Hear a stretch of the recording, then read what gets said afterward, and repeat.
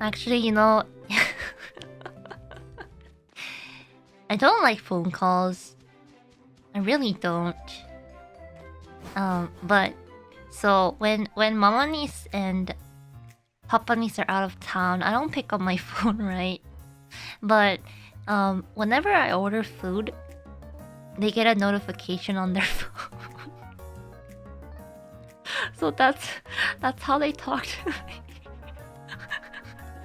me. That's why I learned a little trick. If I like lower if I lower my myself and kind of like reach for the food